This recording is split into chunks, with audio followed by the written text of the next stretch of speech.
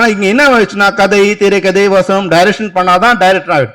ஒருத்தர்கிட்ட போய் கதை சொன்ன உடனே இப்போ வர பிரச்சனைலாம் வந்து ஒருத்தர் டைரக்ட் பண்ண விட்டாங்க. என்ன சரியா இவர் என்ன சார் பண்ணும், என்ன தெரியும் இவருக்கு? அப்புறம் 10 நாள் ஆன பிறகு ஒரு சார் டைரக்டரை மாற்றணும். ஏன்னா அவர் ஒன்றும் தெரியல. ஏன் கொடுத்த சான்ஸ், ஏன் கொடுத்த சார் கதை நல்லா இருந்தது. இந்த சினிமாவில் எவ்வளோ முட்டாள்தனம் பாருங்க. கதை நல்லா இருக்குங்கிறதுக்காக ஒருத்தருக்கு டைரக்ஷன் சான்ஸ் கொடுக்கறது வந்து சரியான விஷயமா?